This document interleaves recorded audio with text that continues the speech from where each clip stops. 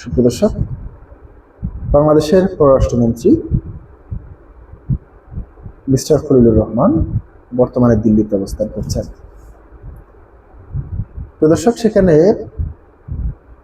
ভারতের পররাষ্ট্রমন্ত্রী এস জয়শঙ্করের সঙ্গে যে সমস্ত বিষয়গুলি নিয়ে আলোচনা হয়েছে সে সমস্ত বিষয়গুলির মধ্যে অন্যতম হচ্ছে ভারতীয় ভিসা কয়েক সপ্তাহের মধ্যে সহজ করার বিষয়ে যে বিষয়টি তাদেরকে জানিয়েছিলেন সেটি তারা আশ্বাস দিয়েছেন যে কয়েক সপ্তাহের মধ্যেই ভারতীয় ভিসা প্রসেসিং সহজ করবে। তার পাশাপাশি অন্যান্য যে সমস্ত বিষয়গুলি এসেছে তাদের আলোচনায় সেটি হচ্ছে ওসমান হাদি হত্যাকারীদেরকে দেশে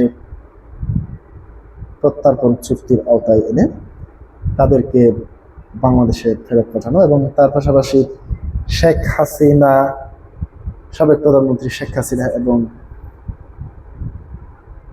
সাবেক স্বরাষ্ট্রমন্ত্রী আসাদুজ্জামান কামাল সহ যারা ভারতে অবস্থান করছেন তাদেরকে বাংলাদেশে প্রত্যর্পণ করা সে বিষয় নিয়ে আলোচনা করেছেন বর্তমান পররাষ্ট্রমন্ত্রী।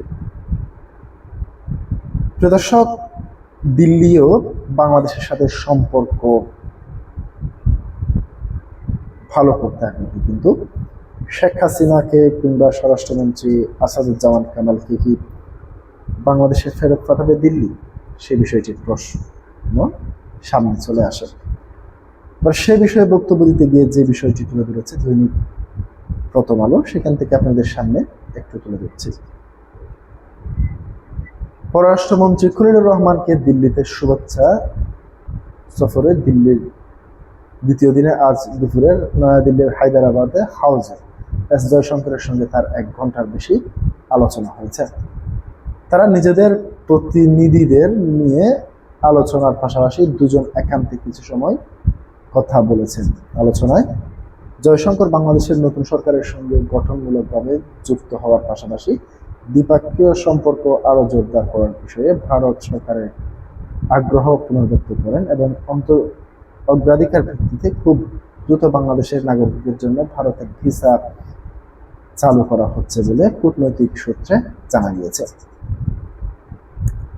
বৈঠকের পর জয়শঙ্কর এক্সের এক পোস্টে লিখেছেন, ঘনিষ্ঠ যোগাযোগ বজায় রাখার ব্যাপারে আমরা একমত পোষণ করছি। বৈঠকে নিয়ে ভারতের পররাষ্ট্র মন্ত্রণালয়ে এক সংবাদ বিজ্ঞপ্তিতে বলা হয়েছে, দুই পক্ষ বিদ্যমান দ্বিপাক্ষিক কাঠামোর মাধ্যমে অংশীদারিত্ব গভীর করার প্রস্তাবগুলো আলোচনা করছে। একই লক্ষ্যে শীঘ্রই পরবর্তী আনুষ্ঠানিক বৈঠক অনুষ্ঠিত হবে বলে আশা করা হচ্ছে। এছাড়াও আলোচনার বিপক্ষে পারস্পরিক স্বার্থ সংশ্লিষ্ট আঞ্চলিক এবং বৈশ্বিক বিষয়গুলি নিয়েও মত বিনিময় করছেন। এর আগে বাংলাদেশের পররাষ্ট্র মন্ত্রণালয় দিল্লি থেকে পাঠানো এক বিজ্ঞপ্তিতে জানায়, দুই দেশের পররাষ্ট্রমন্ত্রীদের আলোচনায় ইনকিলাব মঞ্চের আহ্বায়ক শরীফ ওসমান হাদির হত্যাকাণ্ডের অভিযুক্ত ব্যক্তিদের গ্রেপ্তার করার ভারত সরকারকে ধন্যবাদ জানিয়েছেন পররাষ্ট্রমন্ত্রী এবং গ্রেপ্তারকৃত ব্যক্তিদের দেশের মধ্যে বিদ্যমান প্রত্যর্পণ চুক্তি অনুযায়ী বাংলাদেশে ফেরত পাঠানোর বিষয়ে দুই পক্ষের সম্মত হয়েছেন। এছাড়াও গণ অভ্যুত্থানের মুখে দেশ থেকে পালিয়ে দিল্লিতে আশ্রয় নেওয়া ক্ষমতাচ্যুত প্রধানমন্ত্রী শেখ হাসিনা ও সাবেক পররাষ্ট্রমন্ত্রী আসাদুজ্জামান কামালকে ঢাকার কাছে প্রত্যার্পণের জন্য অনুরোধ জানানো হয়েছে। পররাষ্ট্রমন্ত্রীর বৈঠকে শেখ হাসিনা 2024 সালের 5 আগস্ট ভারতে আশ্রয় নেওয়ার পর এই প্রথম দিল্লিতে আলোচনায় বসে তাকে দেশে ফেরত পাঠানোর অনুরোধ জানানো হলো। আলোচনার পর এস জয়শঙ্কর তার এক্স হ্যান্ডেলে লেখেন, বাংলাদেশের মাননীয় পররাষ্ট্রমন্ত্রী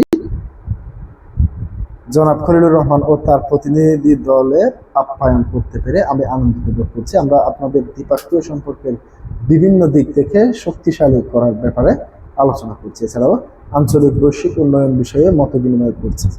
ঘনিষ্ঠ যোগাযোগ বজায় রাখার ব্যাপারে আমরা একমত পোষণ করছি।